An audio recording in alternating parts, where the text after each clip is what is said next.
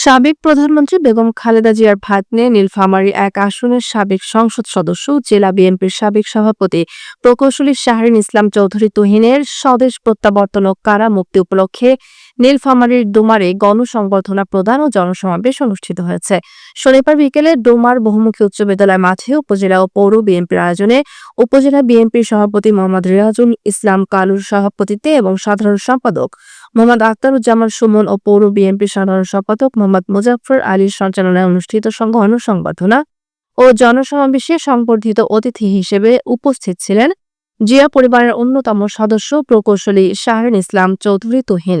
অনুষ্ঠানে বিএনপির বিভিন্ন অঙ্গ ও সহযোগী সংগঠনের নেতাকর্মীরা শাহরিন ইসলাম চৌধুরী তুহিনকে ফুল ও সম্মাননা স্মারক দিয়ে শুভেচ্ছা জানান।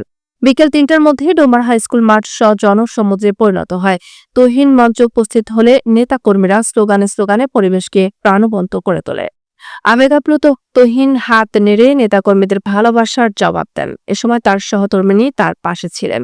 এ সময় তিনি বলেন, অন্তর্বর্তী সরকার ঘোষণা দিয়েছে ডিসেম্বর থেকে জুনের মধ্যে সকলের অংশগ্রহণে গণতান্ত্রিক পন্থায় জাতীয় নির্বাচন হবে। বিএনপি সহ অন্যান্য দল নির্বাচনের রোডম্যাপ চায়। দুর্ভাগ্য, আমরা এখন পর্যন্ত রোডম্যাপ পাইনি।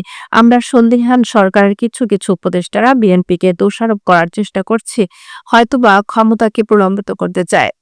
তাদের অতীত থেকে শিক্ষা নেওয়া উচিত যে জনগণের রায় ছাড়া দেশ পরিচালনা করার অধিকার কারণ নেই।